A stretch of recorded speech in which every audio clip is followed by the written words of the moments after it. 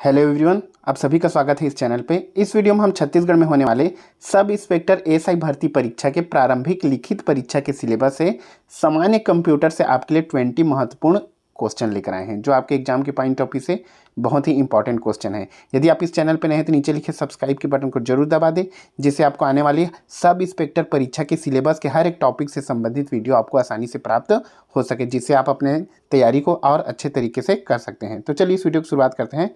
पहला क्वेश्चन देखते हैं। किसने पहला इलेक्ट्रॉनिक कंप्यूटर इनियक को बनाया था? इंपॉर्टेंट क्वेश्चन है।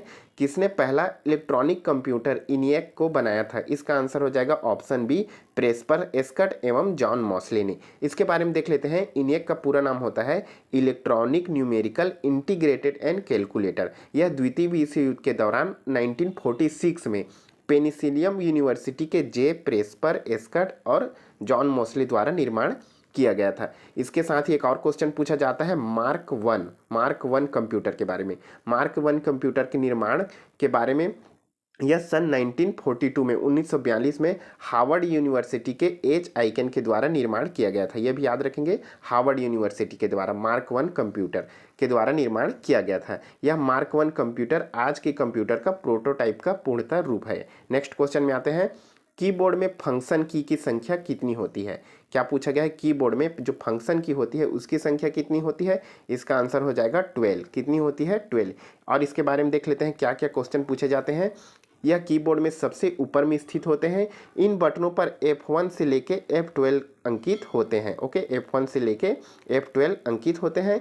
इसका उपयोग बार बार किए जाने वाले कार्य के लिए पहले से निर्धारित रहता है। इसका उपयोग से समय की बचत होती है। इसके साथ और कौन कौन से पूछे जाते हैं क्वेश्चन देखते हैं। पूछे जाते हैं अल्फ़ाबेट की के बारे में पूछे जाते हैं, जो 26 की होते हैं। उसके बाद देखते हैं न्यूमेरिक की के बारे में पूछे जाते हैं, जो 0 से लेके 9 तक की संख्या में अंकित होते हैं। साथ में कर्सर कंट्रोल की, इन की का उपयोग स्क्रीन पर कर्सर को सही स्थान पर ले जाने के लिए किया जाता है। और कौन से की के बारे में पूछे जाते हैं? कैप्स लॉक की, नम लॉक की, टेप की और स्केच की और कंट्रोल की। इन सभी की के बारे में देख लेंगे। नेक्स्ट क्वेश्चन में आते हैं।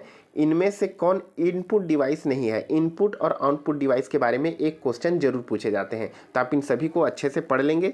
देखते हैं कंप्यूटर में इनमें से कौन सा इनपुट डिवाइस नहीं है। इसका आंसर हो जाएगा ऑप्शन ए, मॉनिटर। मॉनिटर क्या है? एक आउटपुट डिवाइस है। अब इसके बारे में देख लेते हैं।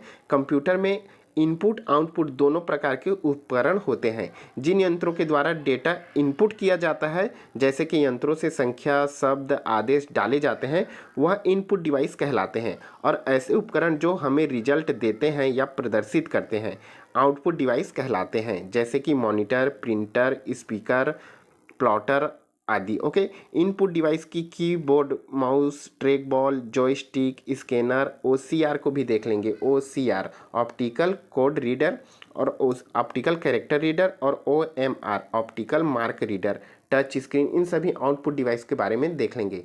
नेक्स्ट क्वेश्चन में आते हैं। कंट्रोल, शिफ्ट और अल्ट को कौन सी कुंजी कहते हैं? तीनों की को देख लेंगे। कंट्रोल, शिफ्ट और अल्ट को कौन सी कुंजी कहा जाता है, कौन सी की कहते हैं? इसका आंसर हो जाएगा ऑप्शन बी, मॉडिफायर की। इन तीनों को बोलते हैं मॉडिफायर की। इसके बारे में देख लेते हैं। यह कंप्यूटर की बोर्ड पर विशेष है, जो कि की के कॉम्बिनेशन में उपयोग किया जाता है। यह दूसरे की कार्य को बदल देता है, जैसे कि अल्ट प्लस F4 को प्रेस करने पे क्या होता है? विंडो में एक्टिव प्रोग्राम क्या होती है? बंद हो जाती है। यह अल्ट मॉडिफायर की होती है, जो F4 के साथ कार्य करती है। प्रमुख मॉडिफायर की कौन कौन से होते हैं? तो इसे देख लेंगे। शिफ्ट की जो होती है, कंट्रोल की, अल्ट की, ये सभी प्रमुख मॉडिफायर की हैं। वैसे कंट्रोल की कंट्रोल प्लस सी और कंट्रोल प्लस वी होते हैं, ये भी याद रखेंगे, कंट्रोल की।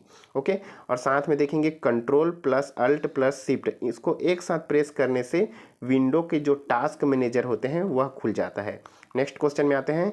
जब पीसी पर किसी डॉक्यूमेंट पर कार्य करते हैं, तब डॉक्यूमेंट अस्थायी रूप से स्टोर होता है।